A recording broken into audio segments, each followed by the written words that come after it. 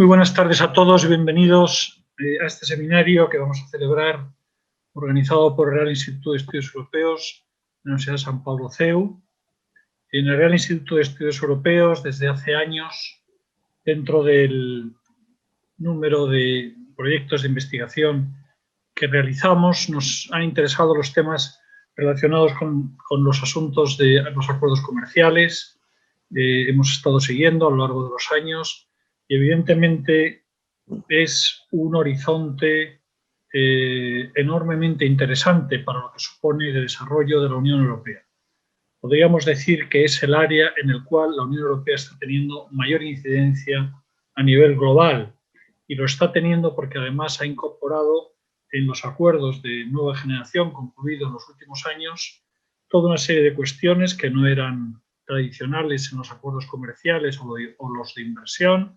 Hay que decir que en cada situación, como veremos, pues a veces son acuerdos comerciales de inversión o comprensivos, como es el caso del acuerdo con Canadá.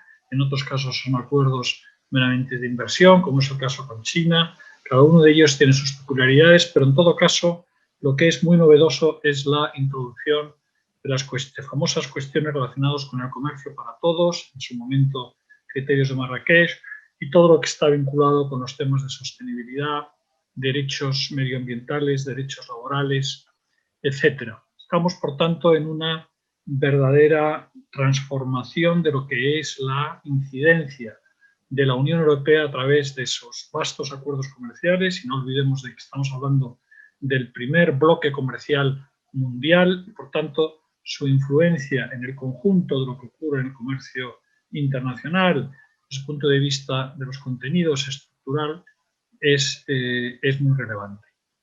Por eso en el Instituto estamos desde hace años investigando sobre estas cuestiones, hemos realizado varias publicaciones, hemos colaborado con diferentes instituciones, por supuesto las instituciones europeas, el Ministerio de Asuntos Exteriores, y el proyecto en el que estamos en estos momentos embarcados, de nuevo, es un análisis de los acuerdos comerciales de última generación, y para hablar de estos acuerdos con un poco más de detalle hemos convocado esta tarde este seminario. Bienvenidos a todos, veo que ya los participantes se han ido pudiendo conectar.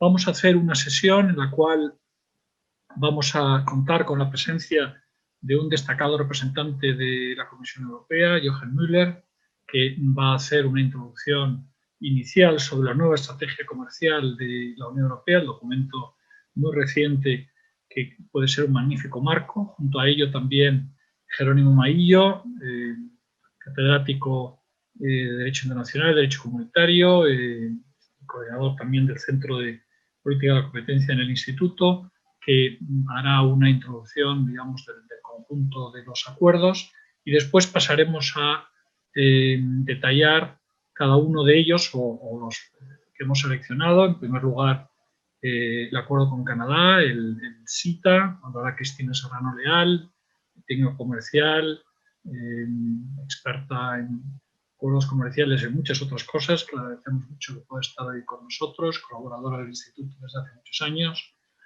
Amadeo Gensana, que hablará sobre el acuerdo con Japón, también un gran experto.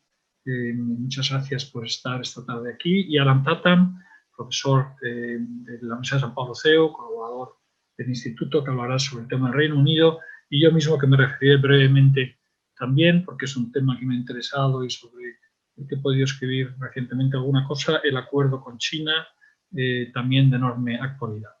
Todo esto no sería posible sin la enorme ayuda, colaboración, contribución que desde hace muchos años tiene con el Instituto Enrique Fanjul, técnico comercial del Estado, gran experto en todos estos temas de acuerdos comerciales en particular, y que va a ser el que modere la sesión, y le voy a dar inmediatamente la palabra a Enrique. Soy Enrique Fanjul, buenas tardes, socio de Iberglobal, colaborador y profesor del Instituto de Estudios Europeos desde hace mucho tiempo, ¿no? Para mí es un placer moderar hoy esta mesa redonda, ¿no? Y yendo ya directamente al grano, vamos a intentar ser prácticos y ser efectivos, ¿no? Es decir, como ha dicho el profesor Beneito, como ha apuntado el profesor Beneito, bueno, este seminario se inscribe en un proyecto desarrollado por el Instituto de Estudios Europeos con el apoyo del Ministerio de Asuntos Exteriores, ¿no?, sobre la política de acuerdos comerciales de la Unión Europea y sus implicaciones para España y las empresas.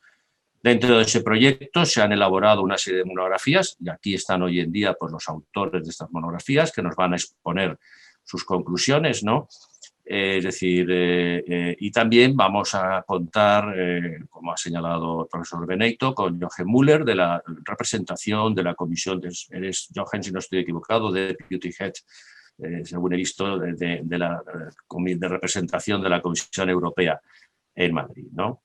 Entonces, yendo ya, como digo, a las intervenciones, lo que yo he propuesto a los ponentes es que empecemos con una primera ronda de pequeñas intervenciones de 6 o 7 minutos a cargo de cada uno de ellos y luego abriríamos un debate en el cual los asistentes pueden participar, pueden enviar preguntas a través del módulo de preguntas y respuestas que se encuentra, digamos, aquí en Zoom, ¿no? Lo que yo sí pediría es que fueran respuestas de interés general, ¿no? No respuestas muy particulares sobre qué características tiene, no sé, tal producto en el acuerdo con Japón, por poner un ejemplo, ¿no? Sino que sean preguntas un poco que respondan a un interés general sobre el tema. Entonces, Jochen, yo te pediría un poco que tú rompieras el fuego, ¿no?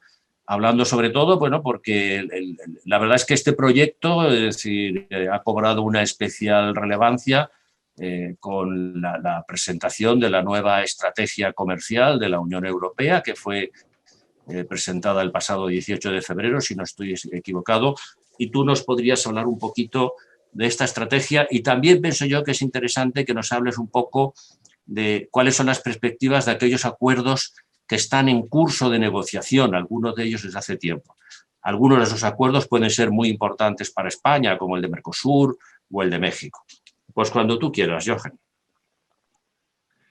Pues muchísimas gracias por la invitación, muchísimas gracias a todos los involucrados y es un placer, pues una vez más, participar en una de vuestras jornadas sobre el comercio internacional que se enmarca en la Comisión Europea en un tema de lo que llamamos ya aquí la estrategia para una autonomía, ¿no?, propia, pero abierta hacia el mundo, donde el COVID ha tenido un impacto importantísimo y del cual tenemos que sacar pues, lecciones importantes también en temas estratégicos y, por supuesto, en abastecimiento de temas de salud, de productos sanitarios, farmacéuticos y estamos ya en plena reflexión y actuación sobre ello con el comisario que lleva esto muy de cerca, responsable ahora para aumentar la capacidad de producción de vacunas en Europa, que es el francés, el comisario Breton.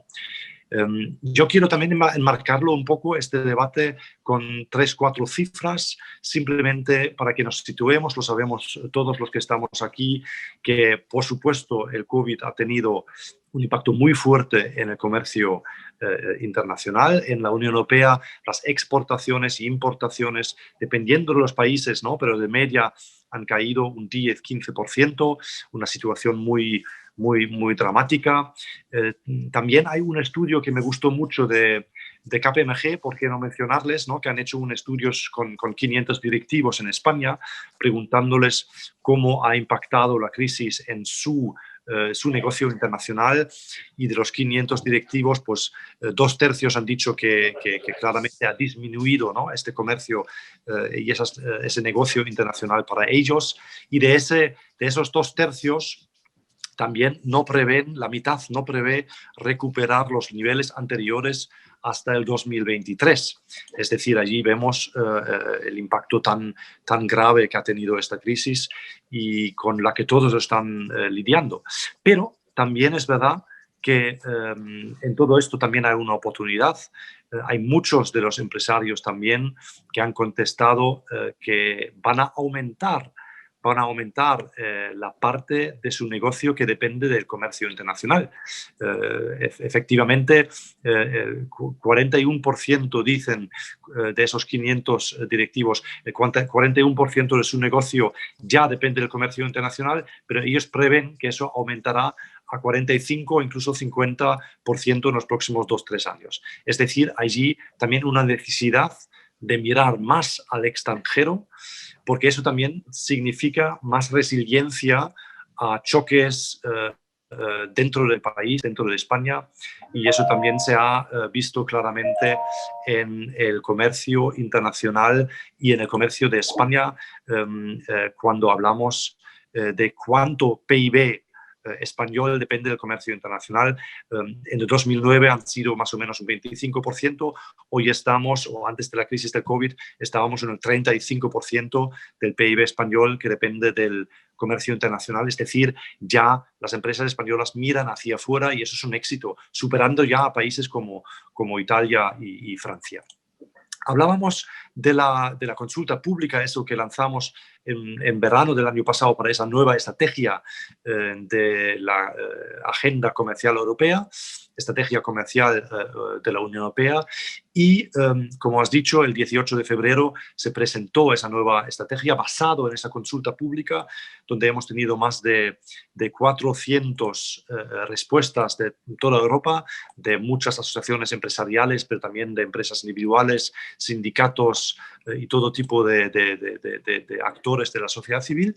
Y allí pues vemos 6 grandes temas, ¿no?, que hemos resaltado. Por supuesto, el comercio al servicio de la recuperación y de la resiliencia a futuro, ¿no? Pero aparte de eso, también un enfoque muy especial en las pymes y las barreras al comercio para las pymes. Ese es un punto, el segundo punto muy destacable en esta estrategia. Y luego entran allí también, y eso casa muy bien con las prioridades de la Comisión Europea en general, es decir, allí un enfoque claro en la transición verde y digital de nuestras economías, un enfoque también verde no solo por la pata económica, que es muy importante, y nosotros pensamos verde y digital son las estrategias, la doble estrategia, ¿no?, económica de crecimiento, pero también por la lucha contra el cambio climático y esos capítulos de sostenibilidad que sabemos que están cada vez más presentes y más contundentes, ¿no?, en esos acuerdos comerciales y en las relaciones comerciales que tenemos con países terceros, incluido en el acuerdo, por ejemplo, de inversión con China, del que se puede hablar mucho, y luego tenemos un experto que hablará de él mucho más y mejor que yo. Luego tenemos el tema del comercio electrónico, que es un desafío importantísimo, y tenemos también el sexto punto que quiero resaltar, son este level playing field que decimos siempre en el comercio vis-a-vis nuestros socios, es decir, necesitamos reciprocidad y necesitamos, donde no la haya, utilizar y mejorar nuestros instrumentos actuales existentes de defensa y crear nuevos instrumentos de defensa comercial, y en esto ya estamos. Para seguir en esa línea, pues tenemos instrumentos para la competencia desleal de países terceros, en ayudas de Estado, en antidumping, en subsidios, y tenemos actualmente, lo he mirado esta tarde, más de 120 medidas antidumping en vigor contra muchos países, y también de antisubsidios, de los cuales destaca, y también es algo conocido, destacan las medidas contra China, pero también contra Rusia, pero también hay medidas contra India o Estados Unidos, ¿no? Pero eso es importante, que utilicemos esos instrumentos para to level the playing field, como dicen los ingleses, ¿no? ¿Por qué? Porque es importante de proteger nuestra industria, de tener esa reciprocidad y esa fairness, ¿no?, en el comercio internacional, y proteger al fin y al cabo puestos de trabajo en Europa. Y nuestro último informe, que salió el verano pasado, pues nos ha demostrado con estas medidas protegemos unos 350.000 empleos en diferentes sectores industriales en Europa. El segundo punto de esta reciprocidad, instrumentos de defensa, son los acuerdos comerciales, donde introducimos que queremos tener, y eso lo vemos tanto en el acuerdo con Japón con Canadá, también Mercosur o México, esa reciprocidad, por ejemplo, en el acceso al mercado, ¿no? Esa reciprocidad en las licitaciones públicas, donde nosotros estamos totalmente abiertos a todo el mundo, pero donde no tenemos el acceso parecido para nuestras empresas en otros mercados, y a través de estos acuerdos que acabo de mencionar sí hemos negociado esto y hemos abierto estos mercados, muchos más también en el ámbito de las licitaciones públicas.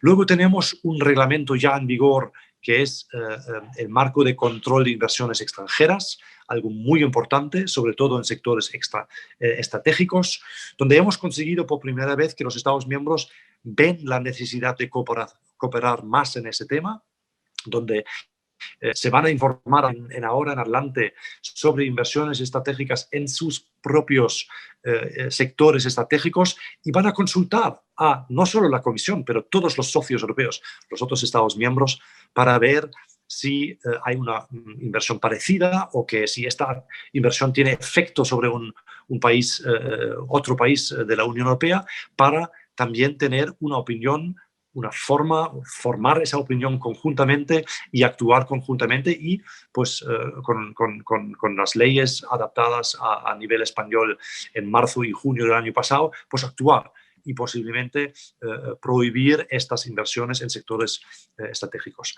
En la misma línea va un tema sobre el libro blanco sobre subsidios de Estado, donde miramos las distorsiones en el mercado único, tanto adquisiciones, como acabo de mencionar con el primer instrumento, pero también subsidios, distorsiones en licitaciones públicas. Es decir, no podemos aceptar que una empresa de un país tercero donde el Estado está detrás participe en licitaciones públicas europeas como han hecho hasta ahora, tirando los precios y adquiriendo esas licitaciones públicos, o incluso fondos europeos, ¿no? Donde queremos y vamos a ser mucho más restrictivos. Otro instrumento en ese sentido es la propuesta sobre el reglamento de enforcement, ¿no? Para contenciosos ganados ante la OMC, un tema también muy importante que ha salido, por supuesto, con la administración Trump y el tema de que estaba parado el sistema de la OMC de arbitraje, donde ahora tenemos la posibilidad, si la tercera parte no acepta el sistema OMC, que nosotros no nos quedamos sin posibilidades de actuar. Vamos a poder ahora, bajo esta nueva propuesta y este nuevo reglamento, pues actuar y imponer aranceles punitivos incluso en una situación de bloqueo del sistema de la OMC que nos hemos dado entre todos. Con la OMC se puede decir mucho, pero está claro que allí tenemos una nueva oportunidad con la nueva administración Biden de sacar adelante esa reforma necesaria de la OMC, además con una nueva directora general de la organización con la que vamos a trabajar seguramente muy bien. Y luego, por último, hay varios temas más, pero por último mencionar igual simplemente la propuesta o las ideas que tenemos sobre el mecanismo de un impuesto, de una tasa en frontera sobre el carbono, ¿no? Sobre las emisiones, para tener también allí ese level playing field y para evitar el carbon leakage, ¿no? Como se dice en inglés, es decir, que nuestras industrias, por la legislación europea medioambiental, descoloca su producción, y ahí tenemos una pérdida de industria por ese lado, pero también por las importaciones, tener la seguridad y un rebalanceo de la situación con respecto a productos que nos vienen desde fuera y no han seguido estas reglamentas medioambientales tan estrictas y no tienen esos costes de producción. Todo esto es la estrategia, todo esto nos va a guiar en nuestras futuras relaciones comerciales, en la OMC multilateral, pero también bilateral. Está ya en gran parte plasmado en los últimos acuerdos. Tenemos 48 acuerdos con más de 70 países y regiones del mundo, y terminaré igual con unas pinceladas de 2 minutos sobre los que están recientemente en vigor. Luego vamos a hablar más con un experto sobre el CETA, ¿no? En vigor ahora casi 4 años ya, que funciona muy bien y es uno de esos acuerdos modernos que tiene esos capítulos fuertes de sostenibilidad, pero también un capítulo exclusivo sobre las pymes, que también ya incluye todos los temas de cooperación regulatoria, porque allí también es una manera de influir, ¿no?, en el mundo donde queremos poner los estándares nosotros mundiales del comercio con nuestros socios que comparten valores y maneras de hacer como Canadá, en vez de pues correr detrás de estándares que nos puedan imponer otros en el futuro. Entonces, esto es geopolíticamente muy, muy importante, y por eso los acuerdos con CETA, con Canadá, con Japón, perdón, que también está en vigor desde hace 2 años ya, Singapur, que ya está en vigor desde noviembre del 2019, una plataforma muy importante para muchas empresas europeas para desde allí también exportar más allá al sureste asiático. Vietnam, un acuerdo que entró en vigor en agosto del 2020, en plena crisis, pero con un país de más de 100 millones de habitantes, muy dinámico, y donde las oportunidades son muy grandes para las empresas europeas. Y luego los que están ya negociados, y lo has mencionado ya antes, Enrique, los que están ya negociados y sobre la mesa, los textos cerrados, pero estamos ahora pendientes de los pasos de aprobación y ratificación, que son México y Mercosur. México, igual simplemente decir una actualización de un acuerdo existente de 2000, que ha tenido un balance ya muy positivo, pero donde faltaban, por ejemplo, temas tan importantes que son la agroalimentación, que no estaba cubierto después de 20 años. Es que no hay ningún otro país, ninguna otra región del mundo que tiene un acuerdo comercial con este bloque de Mercosur. Nosotros seríamos los primeros, y todos los demás tendrían todavía aranceles del 35% por coche, 14 a 20 sobre maquinaria, 18 sobre sustancias químicas, 14 sobre productos farmacéuticos, 20 sobre licor, no, 35 sobre licores, 27 sobre vinos. Todo eso el resto del mundo lo tendría en el futuro, y nosotros no, la reduciríamos. Es decir, que nuestras industrias estarían tantísimo más competitivo en ese mercado de más de 240 millones de consumidores. Por eso es la ventaja del pionero, es una mayor competitividad, es estar ahí primero, y también el lado inversiones, que es tan importante en ambos sentidos, y donde pues claramente España es entre los 2-3 países que más se aprovecharían de este acuerdo. ¿Cuál es el problema? Pues yo esperaba que tendríamos una ventana de oportunidad ahora con la presidencia portuguesa, y igual antes de las elecciones alemanas y sobre todo las francesas, de utilizar esa ventana de oportunidad y aprobar en el Consejo, ya dar el primer paso, ¿no?, que da un momentum para el Parlamento Europeo este acuerdo. Me temo que esta ventana de oportunidad se está cerrando, y sería muy lamentable tener que esperar hasta pasado las elecciones francesas, ¿no? Hablamos entre nosotros, pero esto es un factor clave.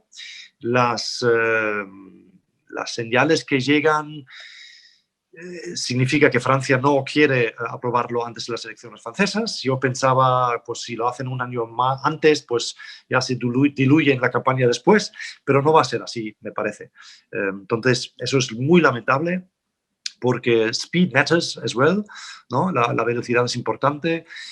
Vamos a ver, nosotros tenemos que ser capaces de hacer esto, y tenemos que ser capaces. Estamos trabajando comisión con un instrumento para superar ese último obstáculo, ¿no?, que vemos sobre todo para Francia, Austria y otros países, que es el cambio climático y la deforestación en Brasil sobre todo, ¿no?, donde buscamos un instrumento que da más seguridad a todos esos que tienen todavía problemas con ese acuerdo. Pero también tenemos que tener claro, y decirlo claro y alto, un acuerdo comercial no puede resolver todos los problemas del mundo. Por supuesto queremos capítulos de sostenibilidad, por supuesto, y ya tenemos lenguaje muy fuerte sobre Amazonia, cambio climático, Acuerdo de París, en el Acuerdo de Mercosur, que son vinculantes.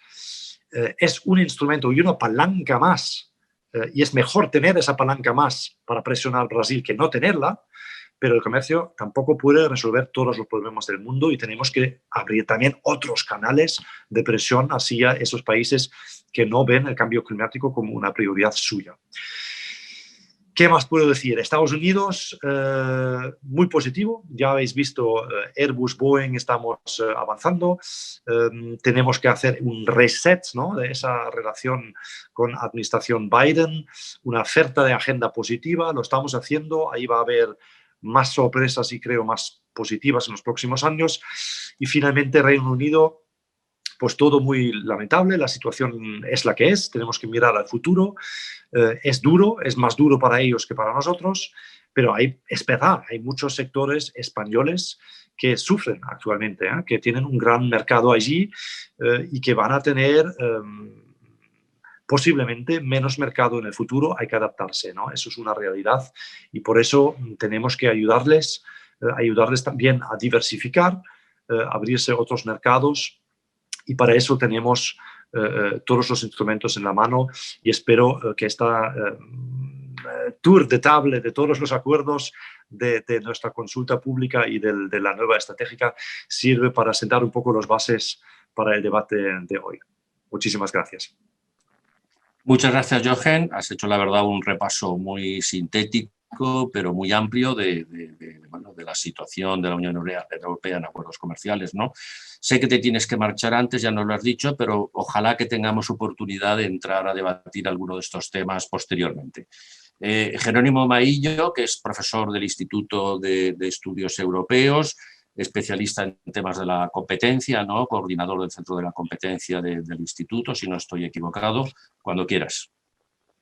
Muchas gracias, Enrique, y muchas gracias a Jochen, porque la verdad es que ha descrito todo este panorama y ha facilitado enormemente mi intervención, que voy a limitar, por lo tanto, exclusivamente a hablar más específicamente de las características de esos acuerdos de nueva generación, acuerdos comerciales de nueva generación que la Unión Europea ha venido desarrollando desde principios de los años 2000, normalmente se parte del Acuerdo de Corea del Sur de 2006 hasta la actualidad, por lo tanto, 15 años prácticamente de acuerdos de nueva generación, ¿no?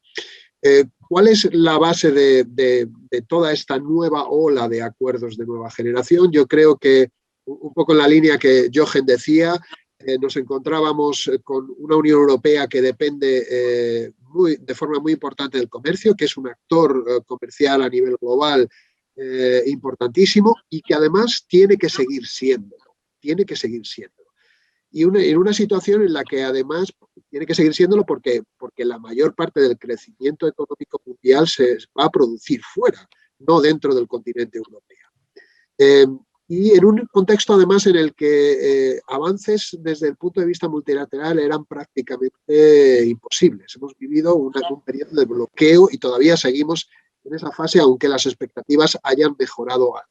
Ante esa situación era imprescindible el utilizar otros instrumentos, ¿no? Y esos instrumentos podían ser acuerdos bilaterales, pues, por ejemplo, como el de Canadá o como el de Japón, o acuerdos regionales, como por ejemplo el de Mercosur.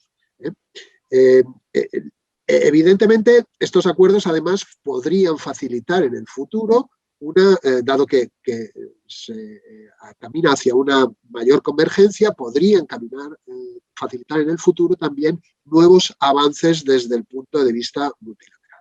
Pero además es que otros competidores europeos estaban también haciendo y muy activos en esos acuerdos bilaterales y regionales y por lo tanto Europa no se podía quedar atrás.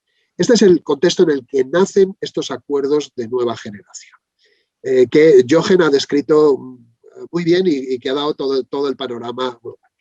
¿Qué características nuevas presentan estos acuerdos de nueva generación? Evidentemente, luego entraremos en cada uno de ellos. Yo voy a dar unas pinceladas sobre lo que son los rasgos generales más innovadores que estos acuerdos presentan. Los acuerdos comerciales tradicionales tenían su foco en la libre circulación de mercancías y fundamentalmente en las barreras arancelarias cuando va a prestar servicios en el otro terreno.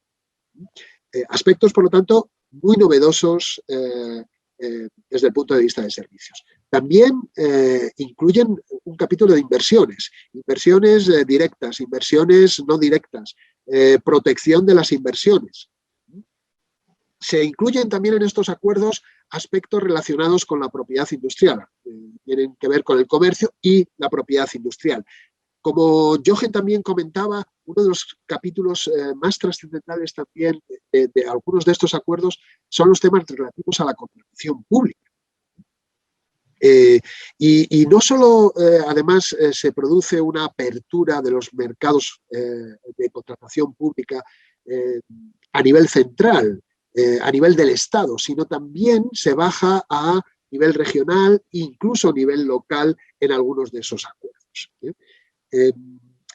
Adicionalmente, tenemos en todos estos acuerdos, o en muchos de ellos, un capítulo sobre desarrollo sostenible. Es decir, hay un elemento de condicionalidad. No queremos cualquier comercio, sino que queremos un comercio sostenible. Un comercio, por lo tanto, que utilice y fomente también niveles de protección medioambiental y de lucha contra el cambio climático altos y que además garanticen el respeto de determinados estándares laborales. Incluso en algunos de los acuerdos se entra también en temas de derechos fundamentales o se condiciona en parte el buen funcionamiento de ese acuerdo comercial a temas de protección de derechos fundamentales o avance en derechos fundamentales. Además, hay también otra de las características esenciales de algunos de estos acuerdos es los mecanismos de gobernanza y por lo tanto, de seguimiento, de monitorización del cumplimiento de los acuerdos con mecanismos de solución de controversias, normalmente a través de tribunales arbitrales. Tribunales arbitrales que en algunos casos tienen incluso órganos de apelación. Es decir, ¿en qué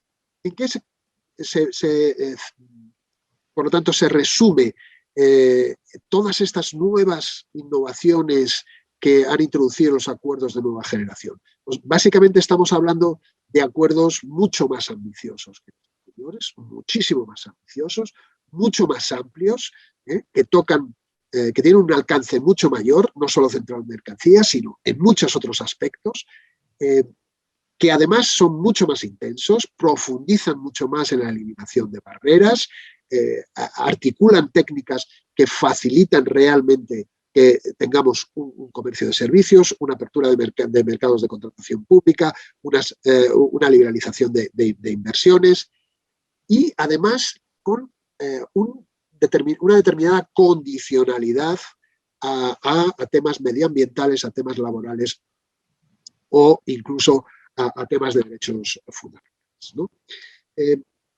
Creo que estos acuerdos en general se ven de forma muy positiva, se han visto de forma muy positiva por parte de la empresa europea y por parte de la empresa española también.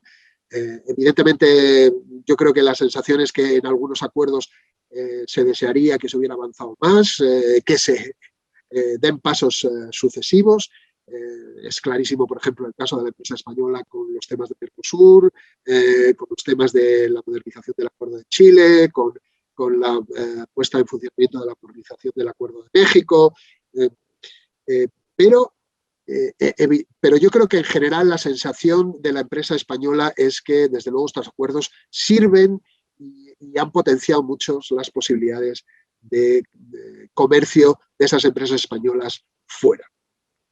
Y acabo simplemente mencionando algunos riesgos o algunas preocupaciones con respecto a estos acuerdos de nueva generación, ¿no?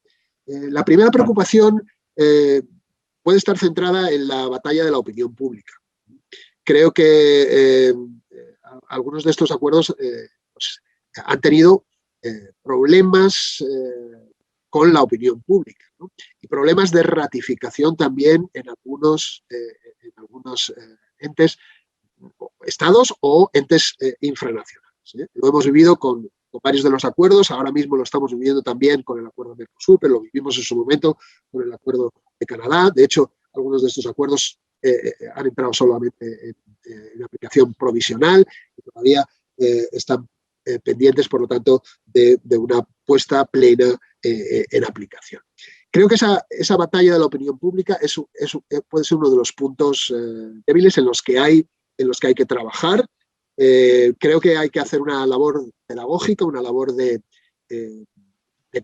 concienciación, de convicción de los aspectos positivos de todos estos acuerdos de nueva generación y también de aseguramiento, de garantía de que esto no va a suponer determinados aspectos negativos que muchas veces se mencionan. Por ejemplo, pues una reducción de los niveles de seguridad alimentaria o de estándares medioambientales o laborales en Europa. Creo que este es un tema muy, muy relevante. Solamente quería decir que, evidentemente, al exigir estos mayores niveles y al tener un mayor alcance, evidentemente esto puede dificultar en algunos casos la ratificación y la negociación.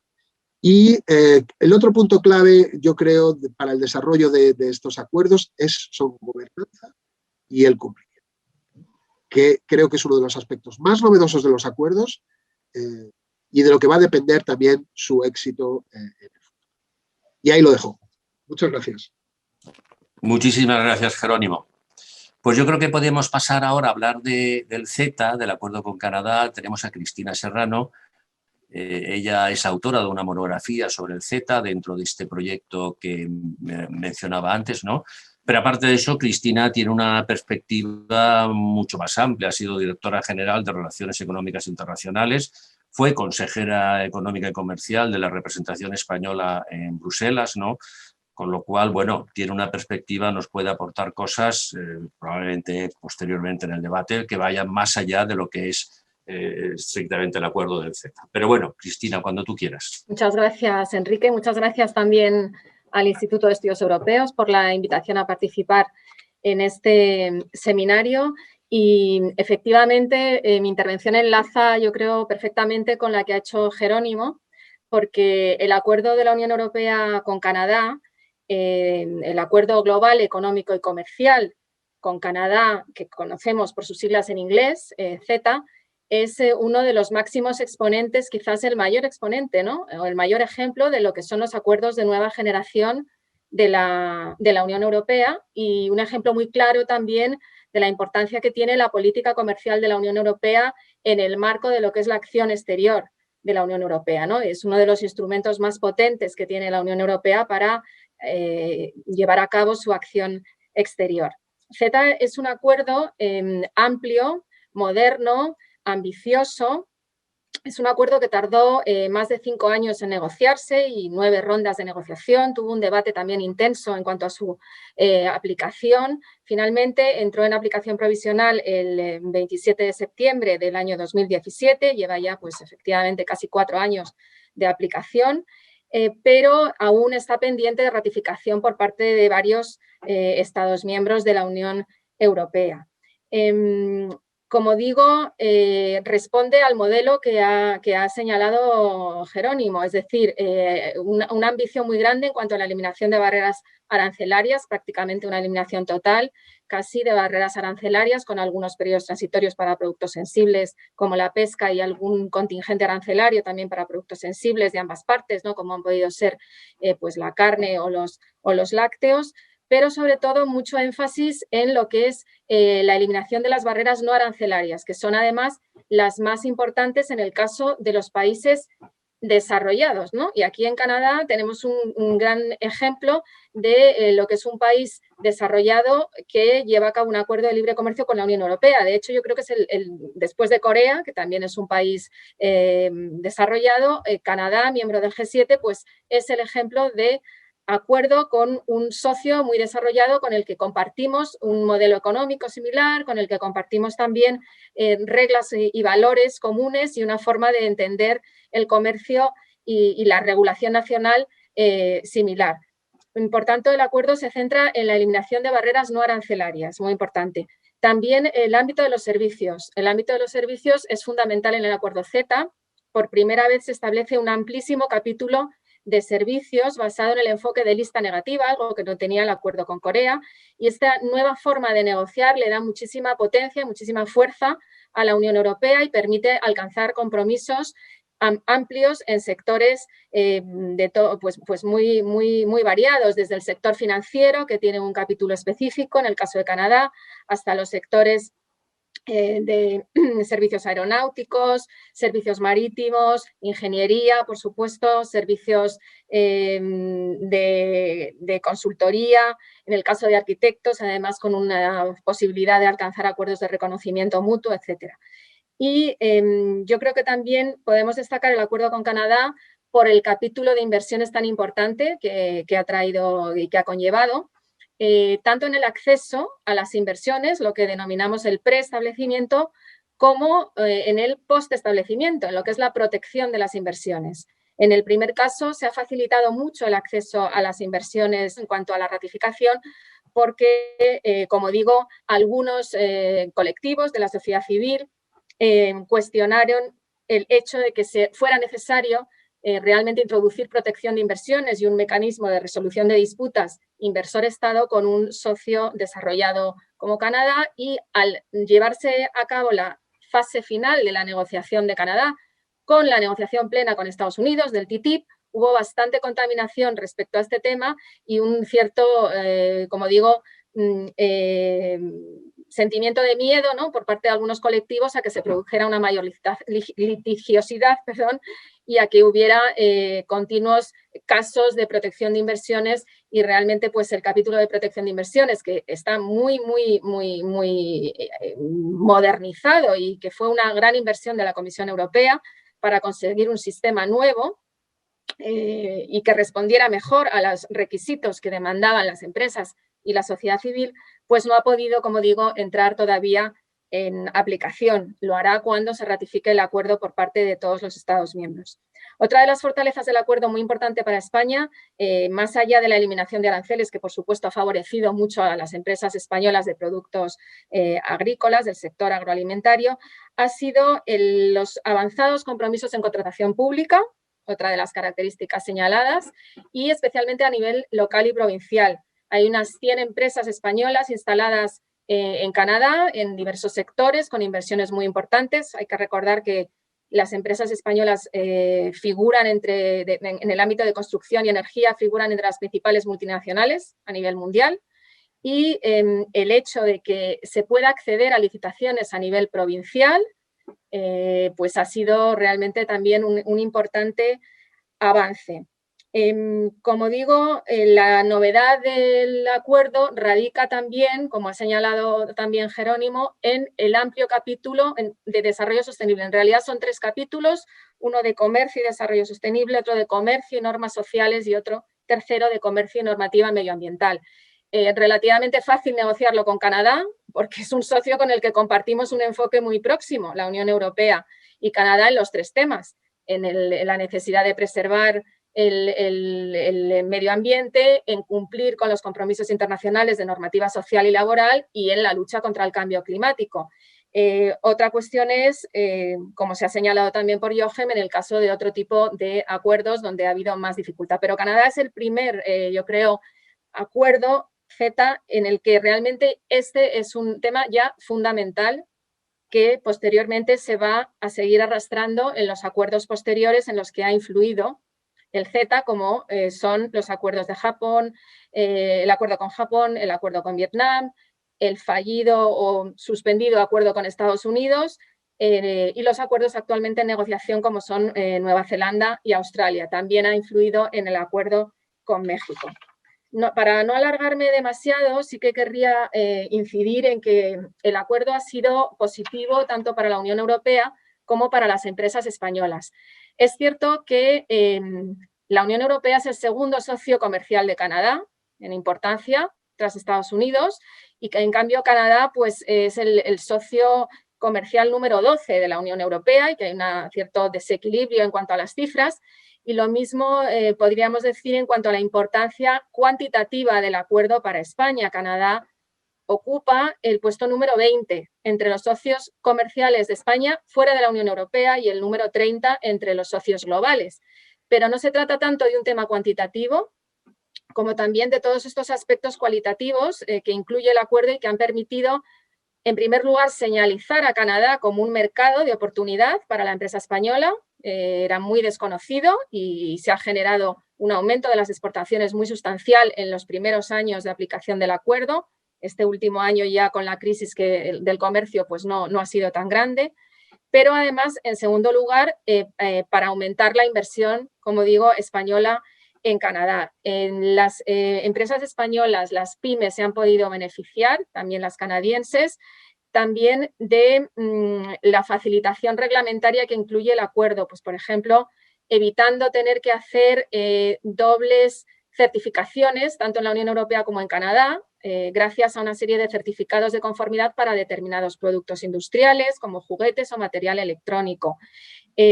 Por supuesto, gracias a la eliminación de los aranceles y también gracias a los aspectos de movilidad de personas, muchas veces asociados al comercio, lo que se denomina el modo 4 en terminología del acuerdo de la OMC de servicios. Se ha permitido la movilidad de personas, de trabajadores contractuales, de profesionales independientes y de directivos.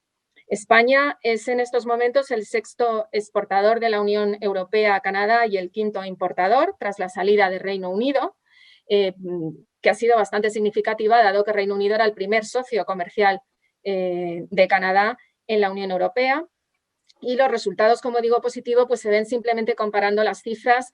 En 2016 las exportaciones de España a Canadá eran de 1.400 millones de euros, en 2019 han superado los 2.000 millones y en 2020 pues han sido un poquito inferiores por la situación específica de la pandemia y del confinamiento, evidentemente, en torno a los 1.800. Y en cuanto a importaciones, pues de 900 millones en 2016 se ha pasado a 1.500 en 2019 y pues unas cifras un poco también menores en el caso de 2020, 1.300 han caído millones, han caído las importaciones.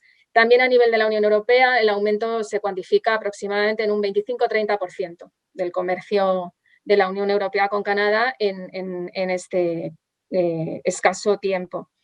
Para terminar, la mención a los riesgos. Coincido también plenamente con lo que ha dicho Jerónimo Maillo. Es fundamental explicar las ventajas y lo que contienen realmente los acuerdos comerciales y evitar muchas veces juicios de valor que se producen sobre los mismos.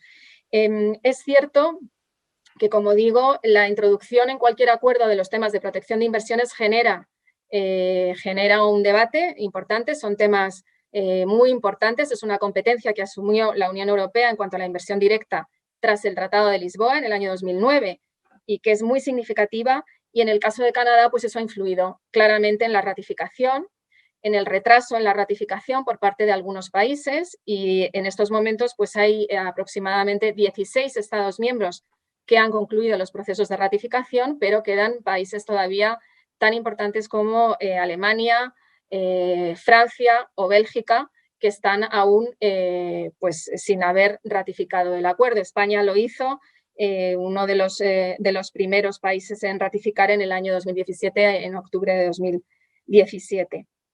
Yo creo que es fundamental esa labor de comunicación, por una parte, y por otra parte, enlazando con los aspectos del multilateralismo, aprovechar las ventajas de ámbito geoestratégico que trae la negociación de este tipo de acuerdos comerciales. Esta mayor relación que tenemos con Canadá, tanto de la Unión Europea como de España, nos va a permitir, sin duda, afrontar temas como la necesaria reforma de la OMC de forma pues, conjunta, y abrir un cauce de cooperación transatlántica, también con Estados Unidos, donde pues, yo creo que el acuerdo con Canadá pues, va a ser una buena base para incluso posibles acuerdos que se puedan plantear en el futuro en el ámbito de la Organización Mundial de Comercio, en torno a los servicios o en torno a los bienes medioambientales, partiendo, como digo, de la experiencia que se ha llevado a cabo entre la Unión Europea y Canadá. Por lo tanto, a pesar, como digo, de las dificultades que ha tenido el acuerdo, creo que es un acuerdo muy positivo y gran exponente de los acuerdos de nueva generación y de la fuerza que tiene la Unión Europea y la política comercial de la Unión Europea cuando se utiliza pues con este enfoque en busca de un libre comercio justo y sostenible. Gracias. Cristina, muchas gracias. El CETA es un acuerdo efectivamente, yo creo que muy importante. Para mí tiene una significación personal especial porque yo era consejero comercial en Ottawa en la época en la que precisamente se iniciaron las negociaciones del CETA, ¿no? Bueno, yo creo que lo lógico es que continuemos ahora con el otro acuerdo, el de Japón, que sería también un acuerdo de segunda generación, ¿no? Antes de pasar a los dos acuerdos, digamos, más especiales, el del Brexit y el del acuerdo de inversiones con China. Amadeo, yo os pediría, ya os vuelvo a repetir, sé que es una función enormemente ingrata, os pediría un esfuerzo de síntesis para ver si en 7-8 minutos podéis un poquito mandarnos los mensajes fundamentales. Estupendo, muy bien, Enrique. Pues muchísimas gracias en primer lugar por la invitación a participar pues, en este webinar, que creo que es tremendamente interesante. Además, yo creo que las diferentes intervenciones pues, están ligadas unas con otras, ¿no? Porque efectivamente pues, el acuerdo de partenariado económico entre la UE y Japón, entró en vigor a principios del año 2019. Fue un acuerdo también que requirió pues, un periodo de negociación aproximadamente de unos 5 años. Los dos últimos años yo creo que fueron especialmente intensos ante el acceso a la presidencia de Trump, ¿no? Con sus medidas pues más proteccionistas, ¿no? Yo creo que esto lanzó un mensaje tanto a la Unión Europea como a Japón para acelerar lo que era la firma del acuerdo. Esto realmente pues, se consiguió, ¿no? Es el segundo acuerdo comercial que firma la Unión Europea con Asia, tras el acuerdo con Corea, que la verdad es que, pues, siendo un acuerdo anterior, había dejado realmente un buen sabor de boca, ¿no? Porque en los 5 años posteriores a la entrada en vigor del acuerdo, o sea, en el año 2016, pues la Unión Europea consiguió tener superávit comercial con Corea del Sur, mientras tradicionalmente pues, había tenido un déficit comercial, ¿no? Y bueno, pues fue un acuerdo que en su momento, como digo, pues funcionó bastante bien, ¿no?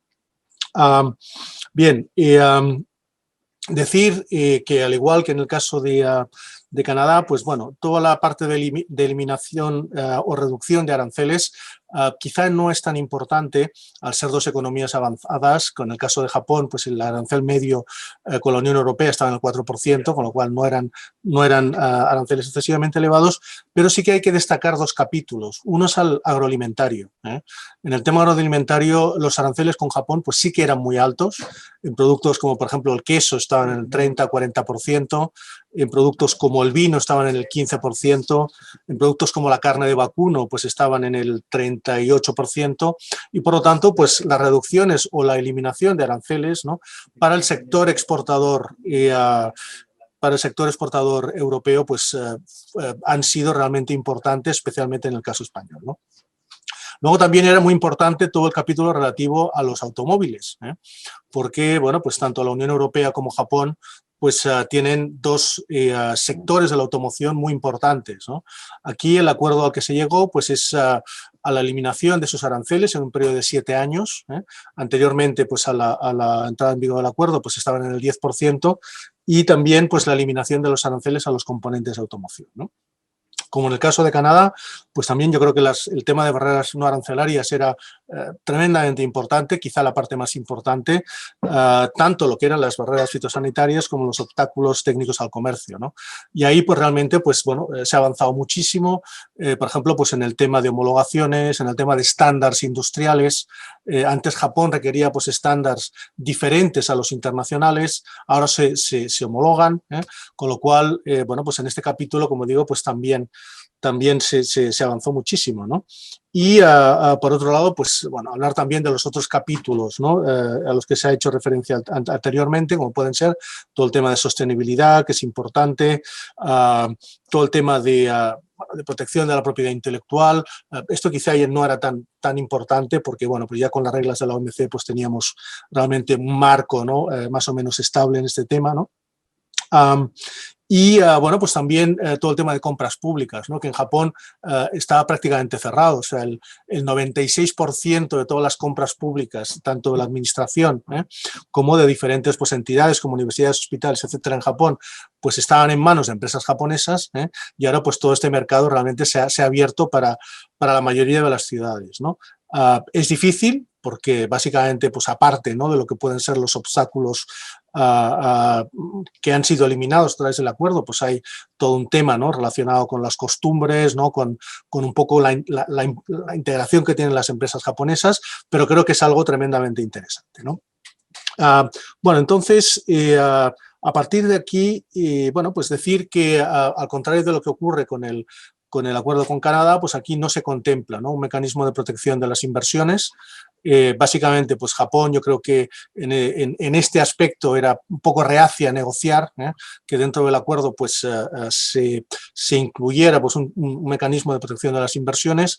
Ahí pues hay varias diferencias, ¿no? entre un poco lo que está defendiendo Japón, que es el sistema tradicional, ¿no? de resolución de disputas inversor-Estado, el sistema conocido como ISDS, ¿no? o un poco lo que está intentando la Unión Europea, pues que es la creación de estos tribunales bilaterales que posteriormente puedan de alguna manera pues, confluir en un tribunal multilateral de inversiones, ¿no? Con lo cual, bueno, en este aspecto pues no se entró, porque si se llega a entrar probablemente hubiera sido pues bastante difícil, ¿no? la conclusión del acuerdo. Y por lo tanto, pues los mecanismos, como digo, de protección de inversiones pues quedan aparte de lo que es el acuerdo, ¿no? Bueno, de hecho ha sido un poco denominado, ¿no? Un acuerdo de cheese for cars. Yo recuerdo que en la época de la negociación, de alguna manera, pues bueno, la Unión Europea ganaba mucho, ¿no? en sectores como el agroalimentario, por ejemplo, mientras que los japoneses pues ganaban más quizá en el sector de la automoción, donde realmente son muy potentes, ¿no? Entonces, a partir de aquí, bueno, decir que el acuerdo lleva 2 años en vigor, está cumpliendo su cometido. Bueno, un par de apuntes solo sobre las empresas españolas, ¿no? En primer lugar, aquí los grandes beneficiados por parte de España, pues es obviamente pues, todo el sector agroalimentario. Las empresas de vinos, por ejemplo, pues han aumentado en un 20% sus exportaciones a Japón. También empresas de sectores como moda y confección, ante este desarme arancelario, ¿no? También empresas del sector de automoción y de componentes, que tienen yo creo que una importante oportunidad en Japón, porque Japón es uno de los grandes fabricantes mundiales, ¿no? Y por último, pues mencionaría también todo el tema de energías renovables. Aquí básicamente, pues bueno, Japón ha hecho cambios importantísimos, ¿no? en su mix energético tras el desastre de Fukushima que tuvo lugar en el año 2011. Pues ha impuesto pues, unos sistemas de feed-in tariff muy atractivos y esto ha hecho pues, que muchas empresas españolas del sector, especialmente en energía solar, pues hayan intentado abordar el mercado japonés, ¿no? A través del acuerdo pues, se va a facilitar también más la inversión, ¿no? de empresas europeas en el sector de energías renovables. Y bueno, pues yo creo que es un acuerdo beneficioso para ambas partes. Concluyo diciendo que efectivamente tanto Japón como la Unión Europea pues comparten valores, ¿no? por lo que respecta al libre comercio, a la sostenibilidad, etcétera, ¿no? que hacen pues que bueno que este acuerdo realmente pues creo que sea muy beneficioso para ambas partes. Y con esto pues concluyo mi intervención, Enrique. Muchas gracias, Amadeo. Pues, Alan, si te parece, entramos en los 2 acuerdos ya, digamos, que son, vamos a decir, un poco especiales, ¿no? Como tú señalas en tu monografía, Alan, que he leído con mucho interés, ¿no? El acuerdo del Brexit es una especie de acuerdo inverso, ¿no? En el sentido de que los acuerdos que ha estado negociando la Unión Europea hasta ahora era para promover la integración económica, etcétera, mientras que el acuerdo con Gran Bretaña es precisamente para lo contrario, ¿no? para reducir esa integración. Bueno, cuando quieras, y permíteme que te insista también en intentar en 7-8 minutos acabar de señalar los puntos fundamentales. Vale, muchísimas gracias, Enrique. Gracias sinceramente a toda la gente que está ya presentado, mis compañeros, particularmente en respecto del acuerdo con Canadá y Japón, porque en realidad el acuerdo con Reino Unido tiene mucha influencia de estos 2 acuerdos anteriores y también de los acuerdos de la Organización Mundial del Comercio. Enrique, estoy forzándole a escuchar mi pobre castellano porque he preparado una presentación en el castellano y también, pero si quisiera molestarme, forzarme de hablar en mi madre lengua, si puede decirme durante esta presentación y cambio de idioma, ¿vale?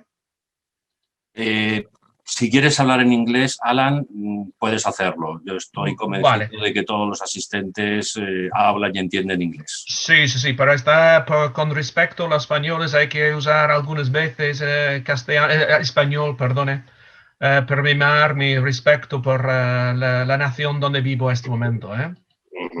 Vale, quisiera hablar un poco del acuerdo de comercio y cooperación entre la Unión Europea y el Reino Unido.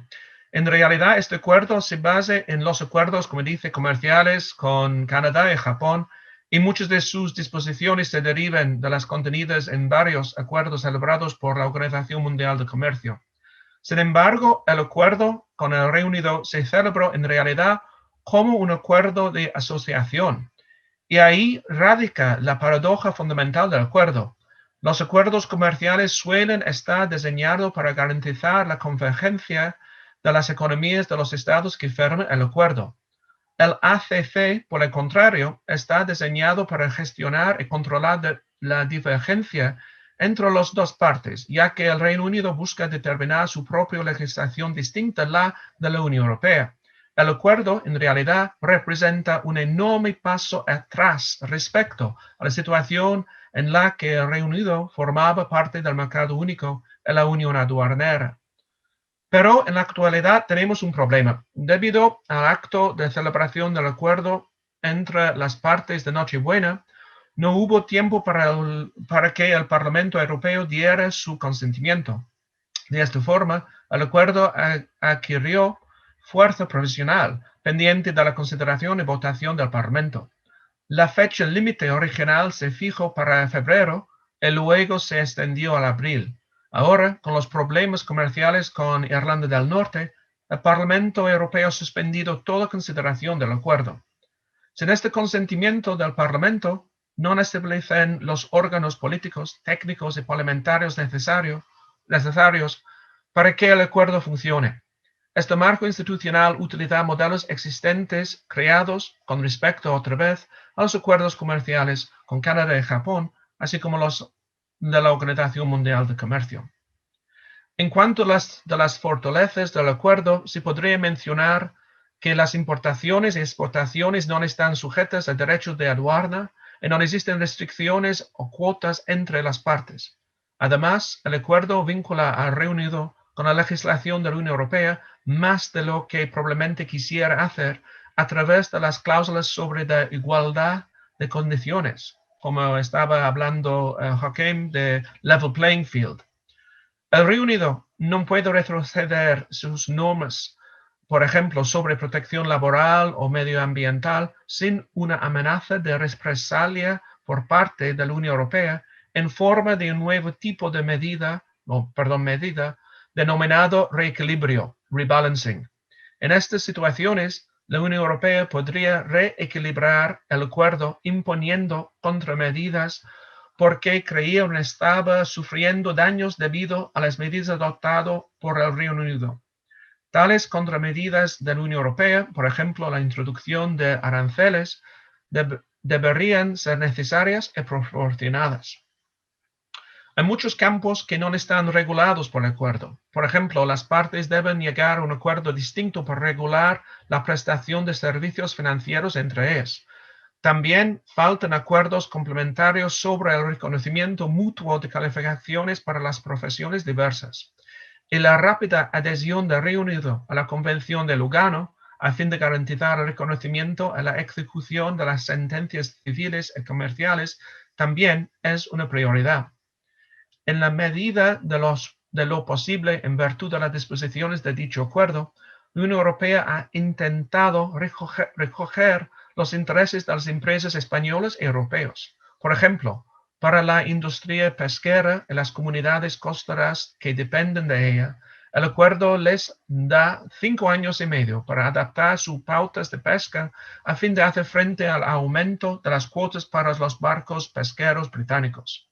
La Unión Europea también está proporcionando fondos para ayudar a los cambios en las pautas de pesca de estas comunidades.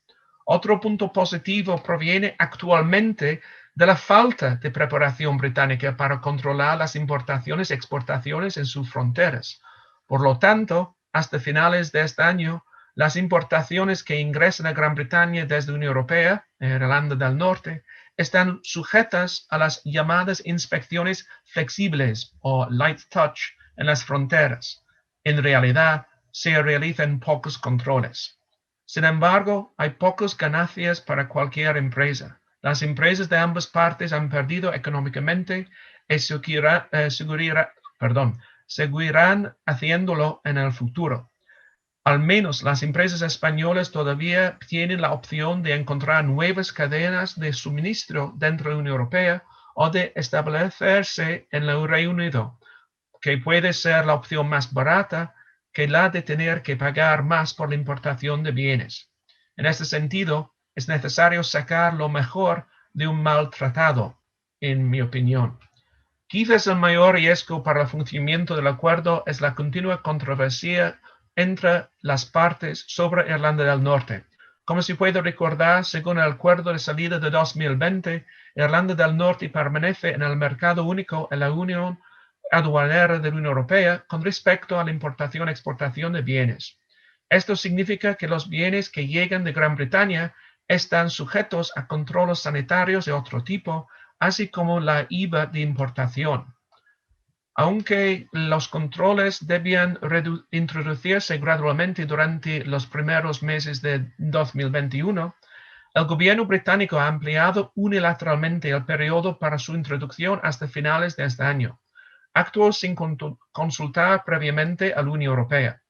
En represalia, el Parlamento, como he dicho, ha suspendido la ratificación del Acuerdo de Comercio de Cooperación y la Comisión Europea está para llevar procedimientos contra el Reino Unido ante el Tribunal de Justicia de Luxemburgo por violación del acuerdo de salida. Agrega esta controversia el hecho de que el Reino Unido no acreditó al embajador de la Unión Europea en Londres con los mismos privilegios e inmunidades que otros embajadores en la Unión Europea. Y José María, ¿puedes darnos unas pinceladas sobre el acuerdo, de terminar un poco esta ronda de presentaciones hablando del acuerdo de inversiones China-Unión Europea? Gracias, Enrique. Efectivamente, unas pinceladas, porque a estas alturas hablar del acuerdo de inversión con China, un acuerdo enormemente complejo, pero sí que voy a algunos puntos que me parece que pueden ser interesantes. Estaba escuchando la intervención de Alan y la verdad me producía una especie como de creciente depresión, ver cómo es posible que la relación con Gran Bretaña se deteriore progresivamente, ¿no? Cuando hemos sido capaces, la Unión Europea, de tener acuerdos con Canadá, con Japón, con Singapur, con Corea, tan exitosos. Bueno, China es lo más complicado de todo porque efectivamente estamos con un sistema de un país, ¿no? Teóricamente un sistema capitalista o un mercado de tendencia capitalista en un sistema socialista. Es el primer acuerdo que China hace, el más amplio, en el cual introduce temas industriales, por ejemplo, o los servicios financieros, pero es un acuerdo limitado. Es un acuerdo limitado a las inversiones. La Unión Europea tampoco ha querido hacer un acuerdo comercial, ni mucho menos un acuerdo comprensivo, como podría ser el CETA. Y aquí hay todo tipo de interpretaciones. En estos momentos hay una creciente crítica al acuerdo por parte de sectores en el Parlamento Europeo y de la sociedad civil que han ido acompañando todo el proceso, entendiendo que la Unión Europea ha hecho quizá demasiadas concesiones respecto a China y que no está nada claro en realidad cómo se van a ejecutar en la práctica las cláusulas del acuerdo. Hay que tener en cuenta que es un acuerdo que estuvo negociándose durante 38 rondas desde el 2013, que no hubiera llegado a término si no hubiese sido por la implicación personal clarísima de la canciller Merkel durante el semestre de presidencia alemana. Además, se quiso, y el propio Xi Jinping también se comprometió de manera muy personal a acabarlo, o a concluirlo, ya veremos que es una conclusión también relativa, y se quiso darle toda la simbología política cuando se firmó el acuerdo, fue, como sabéis, en diciembre del año pasado, pues incluso de modo telemático, la presencia de Macron, aparte de los presidentes en ese momento de las instituciones europeas y del propio Xi Jinping. Bueno, es un acuerdo que se ha concluido en principio, without prejudice, algo que se está utilizando también para el acuerdo con México. Es decir, hay temas, hay capítulos que no están cerrados. Por ejemplo, el muy importante referente al sistema de protección de inversiones, en donde la Unión Europea sigue con su proyecto de tener estos tribunales cuasi jurisdiccionales para cada uno de los acuerdos. Eso China hoy por hoy no lo acepta y se ha decidido que en los próximos 2 años se va a seguir negociando este y otros aspectos que siguen abiertos. El objetivo final de la Unión Europea, como sabéis, es llegar a tener como se está trabajando en el grupo de trabajo 3 de NUTMI, de UNCITRAL, el tema de llegar a tener una especie de tribunal multilateral de inversiones, pero hoy por hoy las espadas están en alto y las opiniones son muy distintas y vamos a ver dónde acaba todo ese proyecto. Yo creo que iremos hacia un sistema muy pluralista, muy de cherry picking, y eso es lo que más le conviene a China hoy por hoy. Pero es cierto que este acuerdo, si China llegara a utilizar el sistema que le está proponiendo la Unión Europea para la protección de inversiones, para organizar todo el conundrum de acuerdos bilaterales de inversiones que tiene de muy diversas generaciones, más toda la gestión del tema de la Belt and Road Initiative, de la franja y la zona, en donde tampoco tiene, donde tiene sistemas de protección de inversiones, pues todo eso podría quizás ser utilizado por China de una manera selectiva dentro de la negociación de ese capítulo en concreto. Desde un punto de vista global, ¿qué veo yo positivo? Muy brevemente. Bueno, efectivamente, hay una entrada en el mercado chino que no existía hasta ahora, es decir, se eliminan toda una serie de requisitos como son las joint ventures, la obligación de las joint ventures con empresas chinas, como es la transferencia forzada de tecnología, algo absolutamente esencial para las empresas occidentales. Hay una apertura del mercado y un acceso al mercado, con eliminación, se utiliza el sistema de listas negativas en este caso, y luego para el capítulo de liberalización, el sistema de listas positivas, de manera que sea un proceso dinámico y que se vayan eliminando o se vayan anticipando y eliminando las posibles restricciones que se puedan ir creando a la liberalización. Se ha liberalizado en toda una serie de sectores importantes, en otros no. Es decir, sigue habiendo bastantes sectores todavía cerrados, ¿no? Por ejemplo, han quedado excluidos de la liberalización servicios audiovisuales, servicios de transporte aéreo y relacionados con él, actividades que impliquen el ejercicio de autoridad pública, tampoco se cubre contratación pública, algo que era un objetivo muy claro de las autoridades comunitarias, los regidores comunitarios, y tampoco las subvenciones públicas. Pero, sin embargo, pues se incluye obligaciones sobre acceso al mercado, trato nacional no discriminatorio, trato de nación más favorecida, y hay unas obligaciones de eliminar restricciones, como son las exigencias de contenido local, requisitos de transferencia de tecnología, metas de investigación y desarrollo. También las partes acuerdan no imponer requisitos de nacionalidad a los ejecutivos senior o a los miembros del Consejo de Administración de las empresas de la otra parte. Y después la Unión Europea ha conseguido introducir los temas relacionados con desarrollo sostenible, no rebajar estándares laborales y medioambientales, ejecutar los acuerdos multilaterales de protección del medio ambiente, promover responsabilidad social corporativa de las empresas, ejecutar los convenios de la OIT ratificados por China y llevar a término el que no ha hecho, por ejemplo, el que no ha firmado el convenio de la OIT sobre trabajos forzados. Y luego una serie de mecanismos también de seguimiento a través de un comité de inversiones conjunto al máximo nivel. En los temas de la ejecución de los compromisos de desarrollo sostenible, pues hay consultas, panel de expertos, informes, seguimientos de medida de cumplimiento. Luego también hay un panel de arbitraje, pero para las disputas Estado a Estado, así como un procedimiento de consultas diplomáticas para los conflictos que puedan surgir y un procedimiento de mediación. En definitiva, bueno, hay un tema muy importante que es el de las empresas estatales. Ese es fundamental. Se ha conseguido definir más o menos lo que se entiende por empresa estatal en el contexto chino. Se establecen limitaciones para que las empresas que actúan de una manera comercial no se vean totalmente mediatizadas por las empresas estatales. Es decir, en cada una de las áreas, como veis, hay un montón de objetivos teóricamente suscritos por China, pero sometidos a un sinfín de cláusulas de salvaguardia y de listas que habrá que ver cómo se llega a la ejecución. Sin duda, desde el punto de vista positivo, puede ser un mecanismo para las reformas estructurales del mercado chino, para una mayor apertura. Hay que tener en cuenta que la ecuación inversión comercial está muy desequilibrada y en realidad ni Europa es un gran inversor en China, ni China es un gran inversor en la Unión Europea.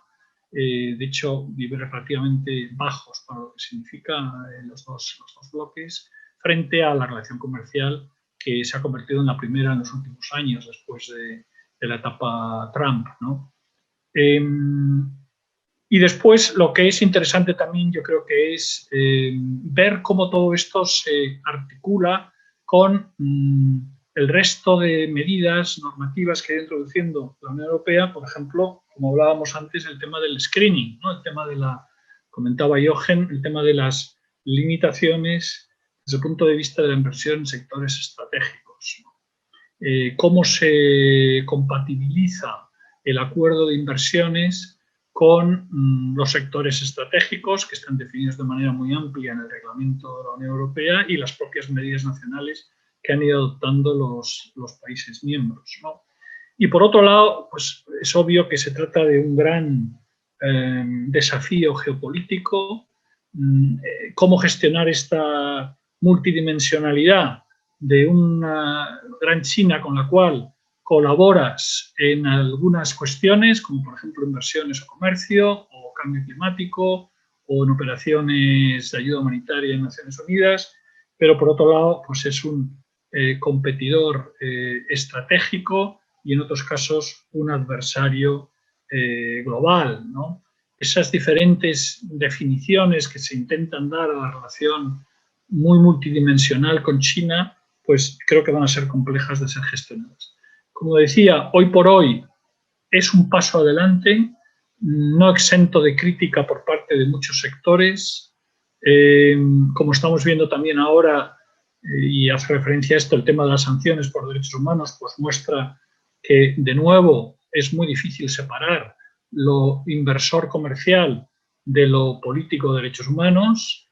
Y yo creo que en los próximos años pues, vamos a tener un intento de avanzar en la ejecución del acuerdo, pero con todas las limitaciones que supone pues, la relación más amplia geopolítica. Mucho va a depender de lo que haga Estados Unidos. Estados Unidos tiene negociado un acuerdo que llegó a fase 1 con China, que se bloqueó por Trump.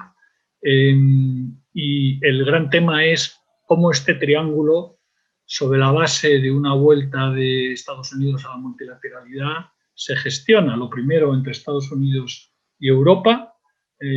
Para algunos comentaristas americanos, el acuerdo de inversiones, pues era una especie como de cesión contraria a los intereses norteamericanos. Yo no creo que sea necesariamente así. Creo que más bien es una oportunidad para poder rearticular ese triángulo, pero yo creo que estamos ante unos 4 años de una ventana de oportunidad en donde podemos, sobre la base de este acuerdo y de los que se puedan ir haciendo, pues crear un sistema en donde pueda haber elementos colaborativos en todo lo que se permita y estableciendo también claramente cuáles son las líneas rojas que no se van a poder cruzar.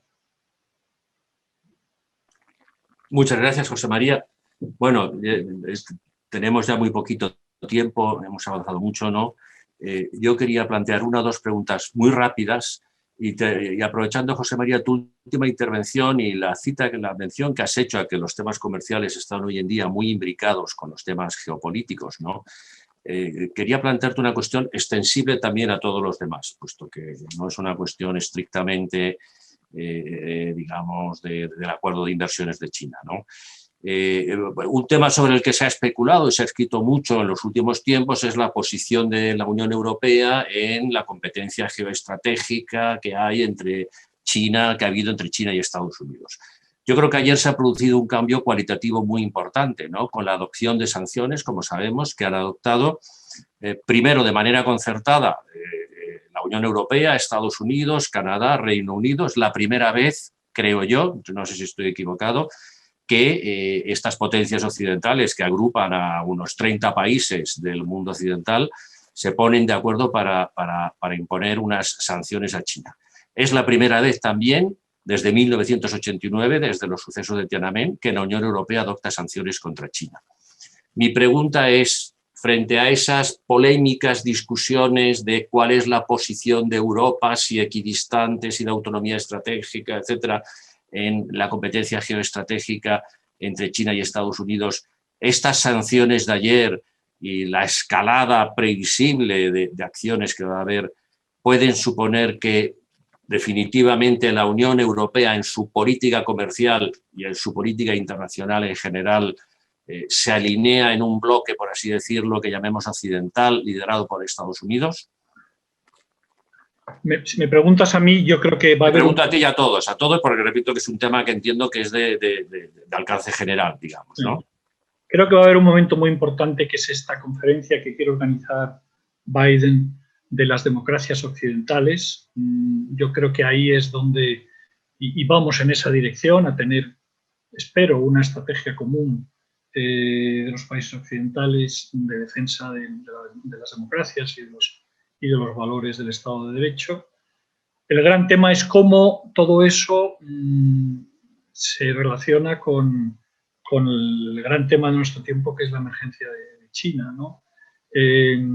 Yo creo que es inteligente el poder pensar que puede haber una gestión diferenciada de las diferentes áreas, es decir, que no se debería de politizar totalmente el capítulo comercial o de inversiones y que pudiera seguir siendo posible que pues este acuerdo se ejecutara, que se avanzara en esas cuestiones. Evidentemente es muy difícil porque está todo imbricado, pero creo que sería una debilidad para el conjunto, digamos, del orden mundial, de que China acabara siendo un estigmatizado, ¿no?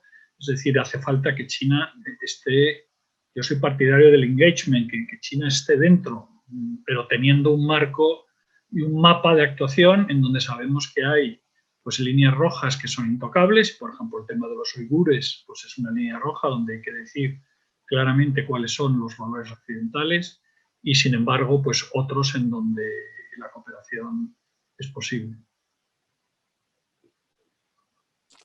¿Alguien más quiere opinar al respecto? Si vamos hacia 2 bloques. Sí, Cristina. Estamos dando un poquito de dimensión geopolítica al tema, pero nos seguimos moviendo en el tema, digamos, de la política comercial de la Unión Europea y de la posición de la Unión Europea en la escena internacional. Sí, bueno, yo creo que hay que esperar también a ver cómo desarrolla la propia Comisión Europea su comunicación del Trade Policy Review y los instrumentos o el posible instrumento anticoerción que pretende introducir, ¿no? Para también pues, responder cuando haya medidas de algún tipo unilaterales que ataquen a la Unión Europea. pero yo personalmente no soy partidaria de mezclar tan estrictamente los temas de derechos humanos con los acuerdos comerciales y con su aplicación, porque sería muy difícil avanzar, hubiera sido como muy difícil avanzar con muchos países, ¿no? Por supuesto, tiene que haber un respeto, ¿no?, absoluto a los derechos humanos y si se introducen capítulos de desarrollo sostenible y de derechos laborales en los acuerdos comerciales, deben negociarse por ambas partes y una vez que son aceptados, pues deben cumplirse, ¿no? Pero hasta ahora los temas de derechos humanos también se incluían en los acuerdos de políticos, ¿no?, de cooperación política, que eran parte separada del acuerdo comercial, ¿no?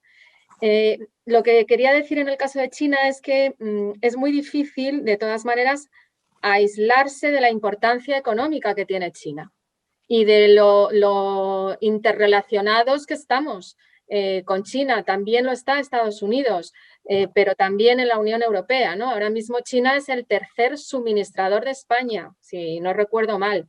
Las inversiones están creciendo a tasas muy importantes en los últimos años, tanto en España como en la Unión Europea.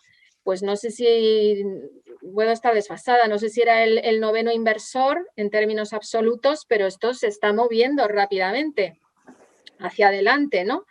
Y bueno, no hay más que ver y darse un paseo, ¿no?, por ciudades españolas para ver pues la importancia, la presencia que hay, ¿no?, de productos y de inversiones chinas. Otro tema es cómo desarrollamos el concepto de estratégico, ¿no?, y de interés nacional y de seguridad nacional, que es algo en lo que yo creo que Estados Unidos tiene una cierta ventaja respecto a la Unión Europea, ¿no? Y por eso pues van más rápido, ¿no?, y van marcando el paso.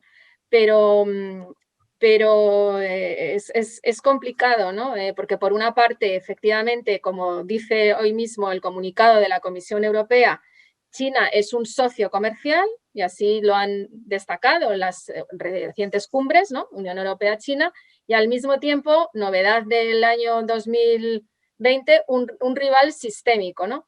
¿Cómo consigues actuar? Tampoco hay que olvidar que hay ciertos países dentro de Europa que mantienen una relación más estrecha con China que otros, dentro de lo que es la propia Unión Europea, ¿no? Y hay varios países de Europa Central y del Este, incluso países como Italia, ¿no?, que han firmado memorandos de entendimiento con China y que son receptores de inversión china en cantidades muy amplias, ¿no? Hungría, por ejemplo, también es uno de los países que ha recibido mucha inversión china recientemente, o Grecia. Entonces, bueno, pues yo coincido con José María también, ¿no? El planteamiento es tratar de utilizar los instrumentos más adecuados en cada caso para resolver el problema en función de su naturaleza, ¿no? Esa sería mi opinión. Enrique, muy bien. No sé si puedo intervenir un minuto solo. Sí, por supuesto, Amadeo, faltaría más. Bueno, no, el primer factor que creo que hay que mencionar es que la opinión internacional sobre China a lo largo de la historia ha sido bastante pendular en los últimos años, ¿no? De hecho, pues cuando China entró en la OMC, pues había una opinión generalizada bastante positiva. Ahora, pues especialmente estos últimos años, la opinión es bastante negativa, ¿no? Pero, bueno, según muchos estudios de think tanks, depende también mucho del país. O sea, China yo creo que en estos momentos polariza bastante, ¿no? Mientras que para Estados Unidos, para Canadá, para la Unión Europea, pues China es más quizá un competidor, ¿no? Para otros países, como por ejemplo puede ser Rusia, u otros países del sudeste asiático, pues China puede ser un potencial aliado, ¿no? Con lo cual, como digo, creo que está habiendo una cierta polarización de la opinión sobre China, ¿no?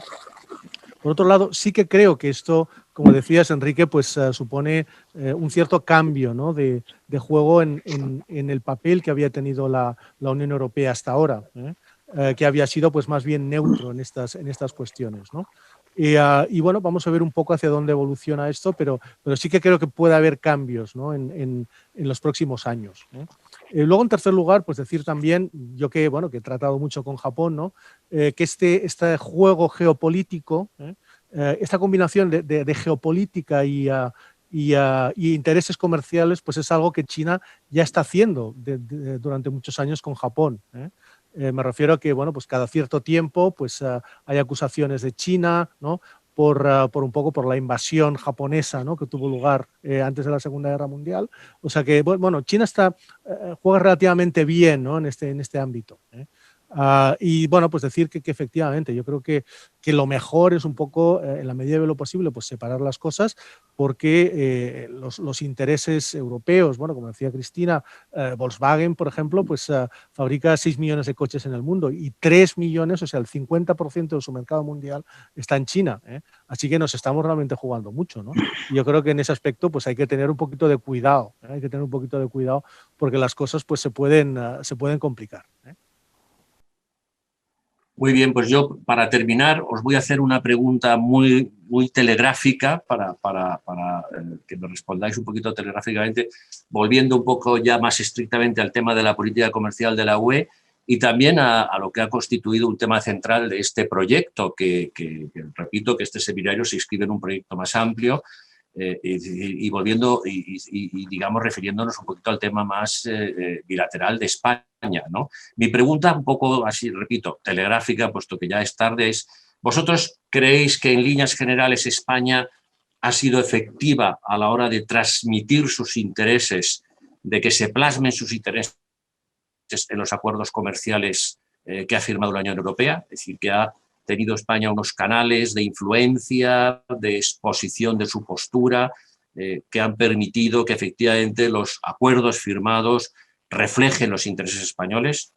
Os pediría a los que queráis hablar, pero os repito que estamos acabando una respuesta de 2 minutos, ¿no? Cristina, tú has estado en Bruselas, es decir, has conocido directamente, tú quizá de todos los que estamos aquí es la que tiene un conocimiento más directo y reciente, ¿no?, de cómo funcionan los pasillos en Bruselas, etcétera, pero bueno, cualquiera de los ponentes, digamos, estoy seguro que puede decir algo al respecto.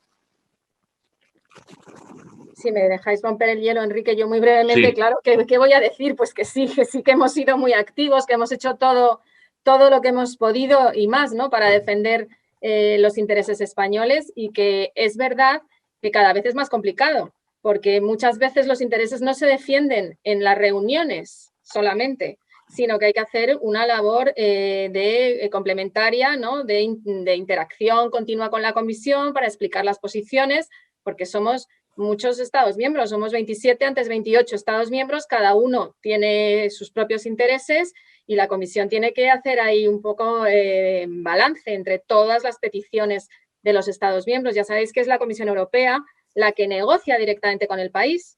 Los Estados miembros no estamos presentes en las negociaciones, estamos en un grupo del Consejo que, digamos, asiste a la Comisión en las negociaciones. La Comisión nos informa y cada uno de los países hace sus peticiones, etcétera. Ahora bien, ningún acuerdo comercial se cierra si un país no está de acuerdo, porque en la práctica se actúa por consenso prácticamente, con lo cual es muy difícil también que se cierre un acuerdo comercial que perjudique excesivamente, digamos, a un país en concreto, ¿no?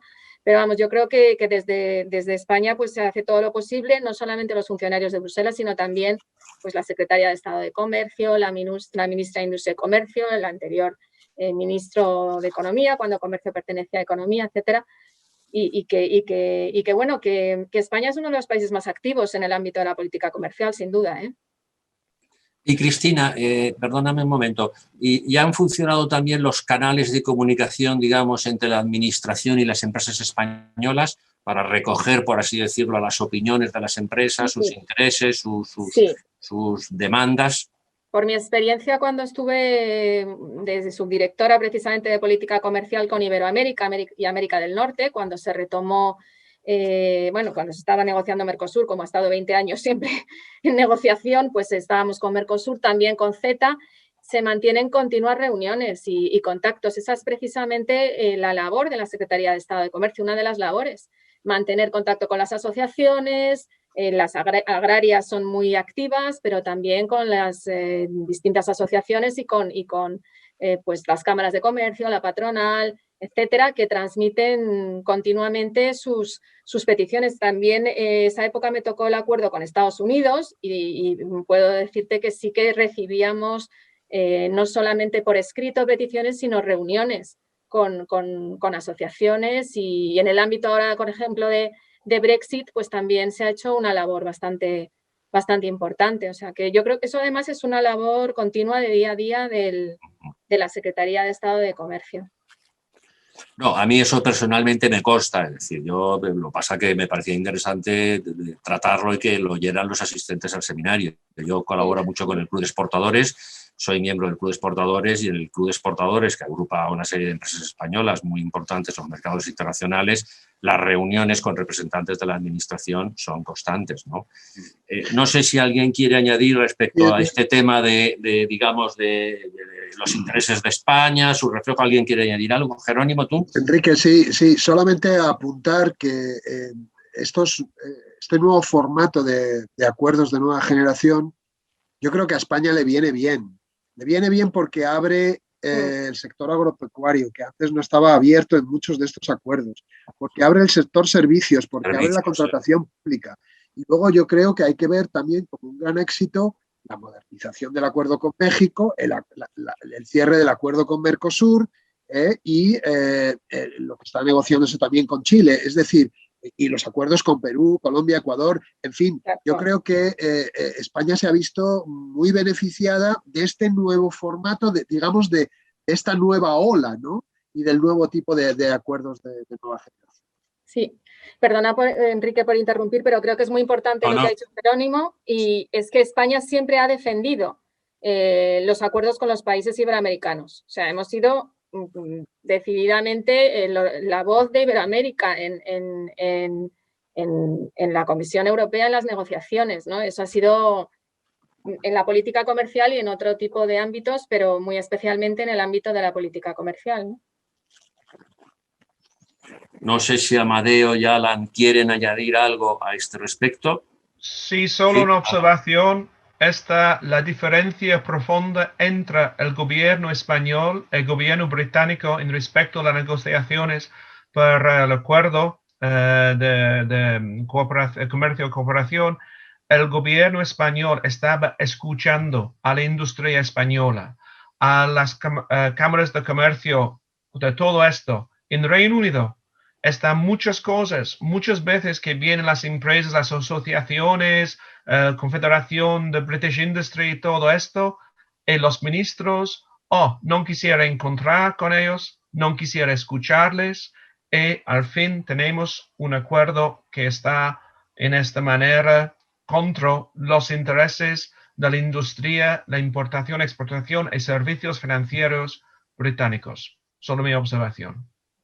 Sí. Y bueno, en la monografía que ha escrito Alan, que yo la he leído un poco deprisa porque me he leído todas las monografías, ¿no?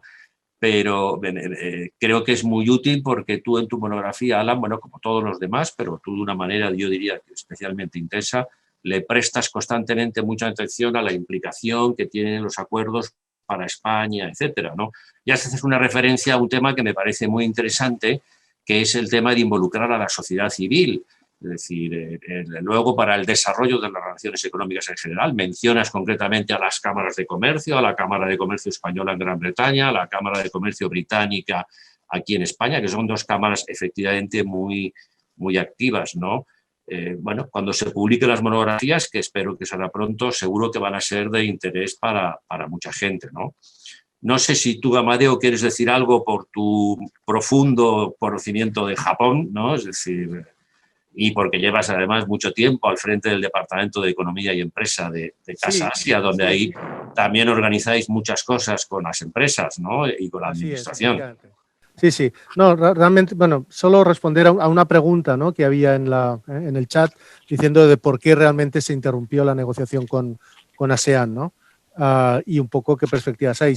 En un minuto decir que, la relación comercial con ASEAN pues es difícil, ¿no? Porque básicamente se trata de países tremendamente diferentes. Entonces, si uno quiere ser ambicioso y negociar un acuerdo a la vez con Singapur y con Myanmar, ¿no?, pues eso es realmente muy difícil, ¿no? Porque, de hecho, pues el nuevo acuerdo que se ha formado, el RCEP, ¿no?, que incluye a los países de la ASEAN, más China, más Japón, más Corea del Sur, pues no es un acuerdo realmente demasiado ambicioso, ¿no? Entonces, desde un punto de vista geopolítico sí que es interesante, pero desde un punto de vista puramente comercial no lo es. Entonces, esa es un poco la dificultad que tiene la negociación de un acuerdo con la ASEAN, y esa es quizá un poco la razón por la cual pues, se decidió un poco empezar país a país de una forma más bilateral, ¿no?, con Singapur, con Vietnam, porque, como digo, pues realmente llegar a un acuerdo con los 10 países de la ASEAN y ser ambicioso a la vez es una cosa un poquito contradictoria. Y simplemente pues decir eso. Muy bien, pues yo creo que con esto vamos a dar por terminado el seminario, ¿no? Van a ser ya las 7:30 prácticamente, ¿no? Bueno, es decir, simplemente añadir que, como decía antes, que hay 5 monografías que han sido elaboradas en el marco de este proyecto, que serán publicadas próximamente, en las próximas semanas, ¿no? Bueno, que nos sigáis en las redes sociales, al Instituto de Estudios Europeos, es decir, ahí se anunciará la publicación de las monografías, que estoy seguro que serán, repito, de interés para mucha gente. Y nada, yo quiero agradecer a Cristina, a Alan, a Amadeo, a Jerónimo, José María ha tenido que dejarnos ya, agradecerles su participación en el proyecto como autores de las monografías, ¿no?, y su participación hoy en este seminario. Como suele pasar normalmente, han surgido muchísimas ideas, podríamos extendernos horas hablando de los temas que han ido saliendo, pero bueno, hay que buscar siempre un equilibrio, digamos, un trade-off, ¿no? Es decir, bueno, entre el grado de detalle con el que discutimos los temas y el tiempo que les dedicamos, ¿no? Muchas gracias de verdad a vosotros por vuestra participación y pues nada, hasta muy pronto.